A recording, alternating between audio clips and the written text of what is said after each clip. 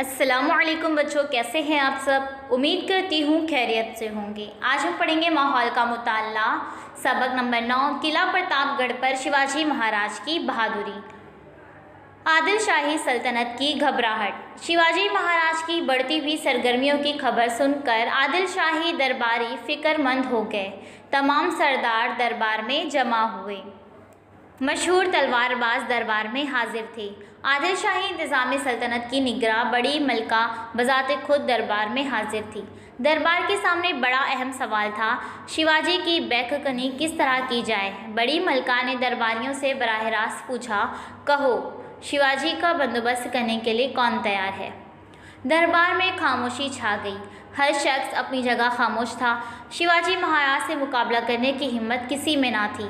सरदार एक दूसरे का मुंह तकने लगे। इतने में बड़े तन व तोश वाले एक सरदार फर्शी सलाम करते हुए सामने आए। उनका नाम अफजल खान था। क्या बता रहे हैं कि जिस तरह शिवाजी महाराज हर तरफ अपना परचम लहरा रहे थे, स्वराज के बहुत करीब थे, तो लोग जो है वो बहुत फिक्रमंद हो गए। आदिल शाही दरबारी और ज़्यादा फिक्रमंद हो गए। तो वहाँ पर सब दरबार में जमा हुए और मलका भी खुद वहाँ पर हाजिर थी। और दरबार में सबसे बड़ा अहम सवाल ये था कि शिवाजी की बैककनी किस तरह की जाए, उन्हें किस तरह रोका जाए। तो बड़ी मलका ने दरबारियों से पूछा कि कहो शिवाजी का बंदोबस्त करने के लिए कौन तैयार है। तो दरबार में खामोशी छा गई। हर शख्स अपनी जगह खामोश था, क्योंकि किसी के अंदर शिवाजी महाराज से मुकाबला करने की हिम्मत नहीं थी।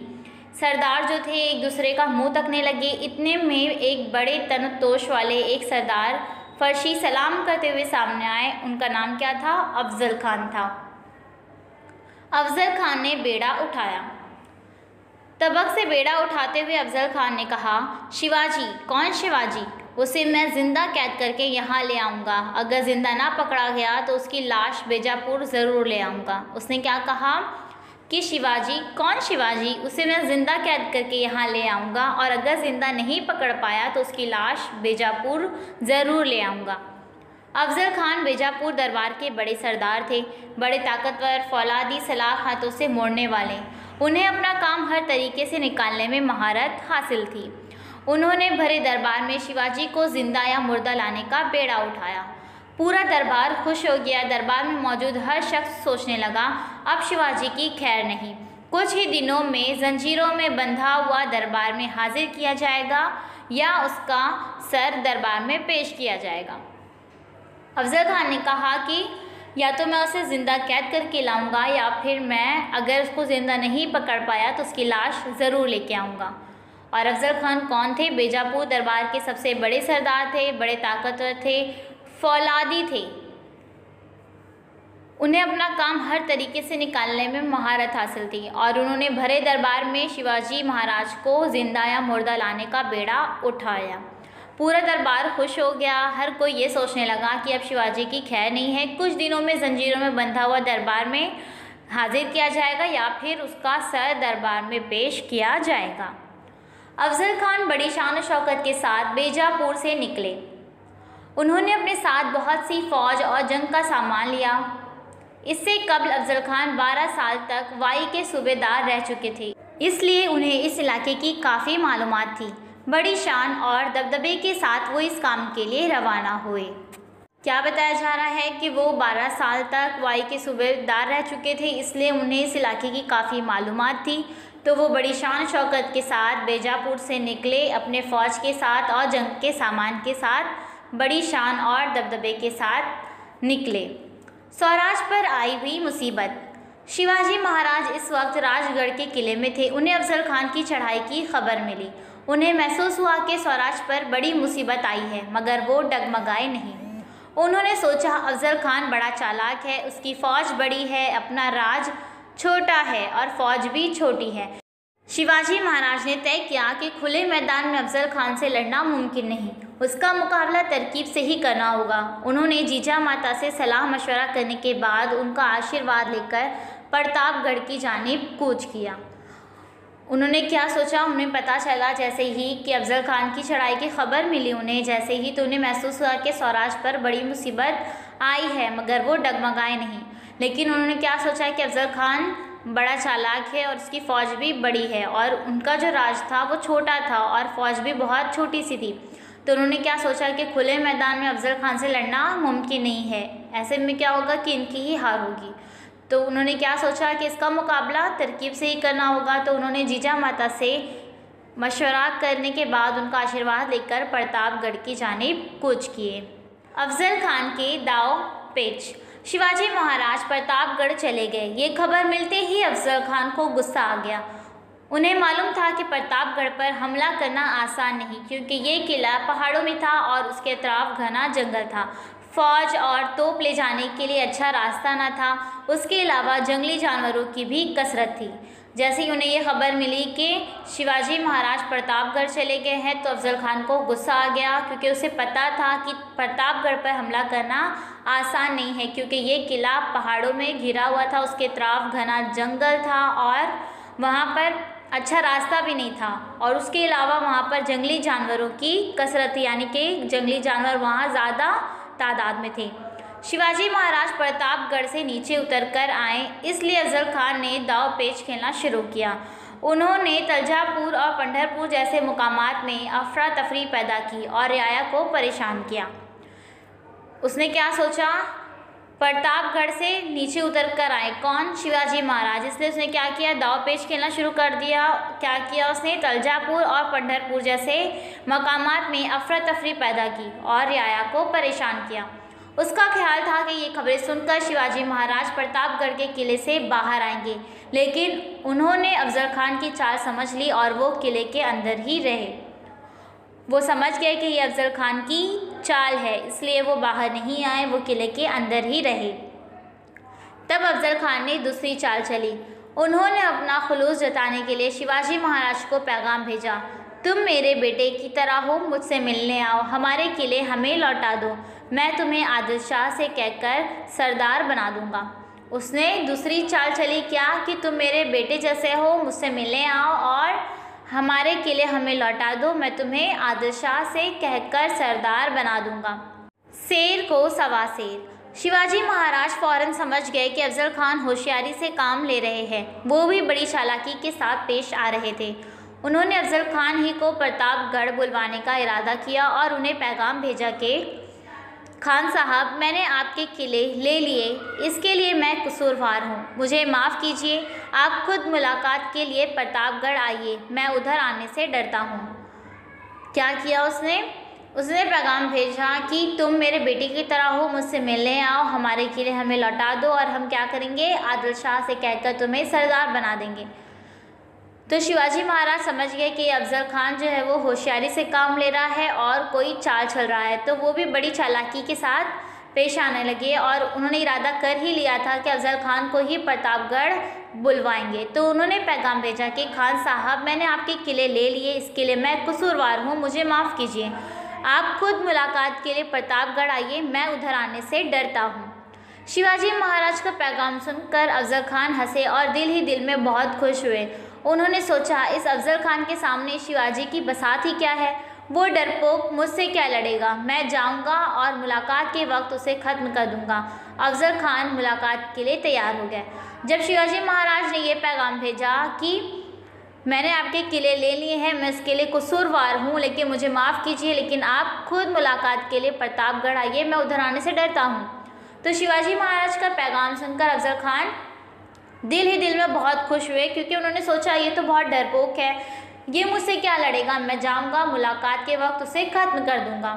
अफजल खान मुलाकात के लिए तैयार हो गए। मुलाकात तय हुई। प्रतापगढ़ के निचले रास्ते पर मिलने की जगह तय हुई। दिन और वक्त मुकर्रर हुआ। ये तय पाया कि मुलाकात के वक्त दोनों एक एक खादिम और 10-10 मुहाफिज अपने साथ लाएं। मुहाफिजों को दूर रखा जाए। शिवाजी महाराज ने खान के लिए अच्छा रास्ता तैयार करवाया। मुलाकात के लिए शानदार शामियाना लगवाया। जब मुलाकात तय हो गई कहाँ पर, प्रतापगढ़ के निचले रास्ते पर, उसके बाद दिन और वक्त भी मुकर्रर किया गया। उसके बाद तय पाया गया कि मुलाकात के वक्त दोनों एक एक खादिम और 10-10 मुहाफिज अपने साथ लेकर आएंगे और मुहाफिजों को दूर रखा जाएगा। शिवाजी महाराज ने खान के लिए, अफजल खान के लिए अच्छा रास्ता भी तैयार करवा दिया और मुलाकात के लिए शानदार शामियाना भी लगवा दिया। शिवाजी महाराज बड़ी चालाकी से काम ले रहे थे। उन्होंने अपनी फौज की मुख्तलिफ टुकड़ियां बनाई और उन्हें जंगल में जगह जगह छुपा दिया। क्या किया उन्होंने? अपनी फ़ौज की बहुत सारी अलग अलग टुकड़ियां बना दी और उन्हें जंगल में जगह जगह छुपा दिया। शिवाजी महाराज के चंद साथियों ने मशवरा दिया कि अफजल खान बड़ा चालाक है, वो उससे ना मिले, लेकिन शिवाजी महाराज ना माने। उन्होंने अफजल खान से मिलने का पक्का इरादा कर लिया था। कुछ लोगों ने चंद साथियों ने उन्हें बताया कि अफजल खान बड़ा चालाक है, वो इससे ना मिले, लेकिन शिवाजी महाराज ने नहीं माने और उन्होंने अफजल खान से मिलने का पक्का इरादा कर लिए। मुलाकात की तैयारी। मुलाकात का दिन आया। सुबह शिवाजी महाराज ने भवानी देवी के दर्शन किए। थोड़ी देर बाद उन्होंने पोशाक पहनना शुरू की। पैरों में शलवार चढ़ाई, बदन पर जरा बुक्तर चढ़ाई, उस पर जरी का कुर्ता और अंगरखा पहना, सर पर आहिनी टोपी चढ़ाई, उस पर कार चोबी शिमला बांधा, बाएं हाथ की उंगलियों में शेर के नाखून पहने, उसी हाथ की आस्तीन में खंजर छुपाया, साथ में पट्टा लिया और मुलाकात के लिए रवाना हुए। सरदार बाहर खड़े थे। शिवाजी महाराज उनसे मुखातिब हुए, साथियों, अपना काम ठीक तौर पर करो, भवानी माता हमें सुरखरू करेगी। अगर मेरे साथ कोई हादसा पेश आ जाए तो तुम हिम्मत ना हारना, संभाजी राजे को गद्दी पर बिठाना, माता जी का हुक्म मानना, स्वराज को वुसअत देना, रियाया को सुखी रखना। अब हम चलते हैं। सरदार जो बाहर खड़े थे, शिवाजी महाराज उनसे मुखातिब हुए और क्या कहे कि साथियों, अपना काम ठीक तौर पर करो, भवानी माता हमें सुरखरू करेगी। अगर मेरे साथ कोई हादसा पेश आता है तो तुम हिम्मत मत हारना, संभाजी राजे को गद्दी पर बिठाना और माता जी का हुक्म मानना, स्वराज को वुसअत देना और रियाया को सुखी रखना। अब हम चलते हैं। शिवाजी महाराज मुलाकात के लिए चल पड़े। उनके हमराह एक वकील, पंताजी गोपीनाथ, जवाजी महाला, संभाजी कावजी, यसाजी कनक, कृष्णाजी गायकवाड़, सिद्दी इब्राहिम वगैरह 10 मुहाफिज थे। अफजल खान पहले ही से शामियाने में मौजूद थे। उनके करीब बड़े सैयद नामी एक मसलाह सिपाही खड़ा था। वो पट्टा, एक किस्म की लचकदार तलवार चलाने में बहुत माहिर था। शिवाजी महाराज शामियाने के दरवाजे के करीब आए। बड़े सैयद पर नज़र पड़ते ही वो वहीं रुक गए। अफजल खान ने शिवाजी के वकील से पूछा कि वो अंदर क्यों नहीं आते। अफजल खान ने शिवाजी के वकील से पूछा कि वो अंदर क्यों नहीं आते। वकील ने जवाब दिया कि वो बड़े सैयद से डरते हैं, उससे दूर ही रखो। बड़े सैयद दूर हट गए। शिवाजी महाराज अंदर आ गए। अफजल खान उठे और बोले, आओ राजा, हमसे मिलो। अफजल खान उठे और क्या बोले, आओ राजा, हमसे मिलो। अफजल खान से झड़प। शिवाजी महाराज बड़ी होशियारी से आगे बढ़े। अफजल खान उनसे बगलगीर हुए। बुलंद कामत अफजल खान के सामने शिवाजी काफ़ी पस्ता कद थे। उनका सर अफजल खान के सीने पर था। अफजल खान ने शिवाजी महाराज को मार डालने के लिए उनकी गर्दन अपनी बाएं बगल में दबाई और दूसरे हाथ से उनके पहलू पर खंजर से वार किया। शिवाजी महाराज का अंगरखा चाक हो गया। अंगरखे के नीचे ज़रा बख्तर होने की वजह से शिवाजी महाराज बच गए। उन्होंने अफजल खान का इरादा भांप लिया। उन्होंने बड़ी फुर्ती से अफजल खान के पेट पर शेर के नाखूनों से वार किया। बाएं हाथ के आस्तीन में छुपाया हुआ खंजर दाएं हाथ से निकाला और उनके पेट में घोंप दिया। अफजल खान की अंतड़ियां बाहर निकल आई और वो नीचे गिर पड़े। इतने में अफजल खान के वकील कृष्णाजी भास्कर आगे आए और शिवाजी महाराज पर तलवार का वार किया, लेकिन शिवाजी महाराज ने पट्टे के एक ही हमले से उन्हें हलाक कर दिया। शोर सुनकर बड़े सैयद शामियाने में घुस गए। वो शिवाजी महाराज पर हमला करने ही वाले थे कि जीवाजी महाला ने दौड़कर बड़े सैयद के वार को अपने जिस्म पर रोका और खुद एक वार करके उन्हें मार डाला। ये वाक़या आगे चलकर एक कहावत बन गया, था जीवा इसलिए बचा शीवा। इस मौके पर होने वाली मुकाबला आराई में संभाजी कावजी ने बड़ी बहादुरी दिखाई। जैसे ही वो बड़ा सैयद जो था वो जैसे ही शिवाजी महाराज पर हमला करने वाला था, उतने में ही जीवाजी महाला ने दौड़कर बड़े सैयद के वार को अपने जिस्म पे रोका और खुद एक वार करके उन्हें मार डाला। तो इसलिए आगे चलकर एक कहावत बन गया कि था जीवा इसलिए बचा शीवा। इस मौके पर होने वाली मुकाबला आराई में संभाजी कावजी ने बड़ी बहादुरी दिखाई। अफजल खान की फ़ौज की तबाही। फातह शिवाजी महाराज किले पर गए। तोप दागकर फौज को इशारा दिया गया। शिवाजी महाराज की फौज इशारे का इंतज़ार कर रही थी। तोप की आवाज़ सुनते ही फौज झाड़ियों से निकल आई और अफजल खान की फौज पर टूट पड़ी। अफजल खान की फौज बेखबर थी, उन्हें भागना भी दुश्वार हो गया। मराठा फौज ने उनका पीछा किया और उन्हें तबाह कर डाला। अफजल खान का लड़का फाजिल खान बड़ी मुश्किल से जान बचाकर बीजापुर पहुंचा। उसने तमाम माजरा कह सुनाया, जिसे सुनकर बीजापुर में गम व गुस्से की लहर दौड़ गई। अब क्या हुआ, जैसे ही उन्हें इशारा दिया गया वैसे ही सब झाड़ियों से निकल आए फौजी और अफजल खान की फौज पर टूट पड़े। अफजल खान की फौज बेखबर थी, इसलिए उन्हें पता भी नहीं था और भागना उनके लिए बहुत मुश्किल हो गया था। मराठा फौज उनके पीछा किया और उन्हें तबाह कर डाला। अफजल खान का लड़का फाजिल खान बहुत मुश्किल से अपनी जान बचाकर बीजापुर पहुंचा और उसने तमाम माजरा कह सुनाया, जिसे सुनकर बीजापुर में गम व गुस्से की लहर दौड़ गई। बीजापुर के सबसे ताकतवर सरदार अफजल खान का देखते ही देखते शिवाजी महाराज ने खात्मा कर दिया था। शिवाजी महाराज के नाम की शोहरत चारों तरफ फैल गई। उनके कारनामों के गीत सह्याद्री के कोने कोने में गूंजने लगे।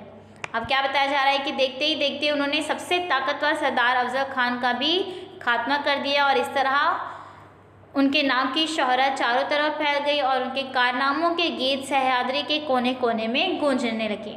तो बच्चों, आज के सबक में इतना ही था जो हम पढ़ चुके हैं। उम्मीद करती हूँ आपको अच्छी तरह से समझ में आ गया होगा। अब हम अगले 10 सबक में देखेंगे खिंड दर्रे में घुमसान की लड़ाई।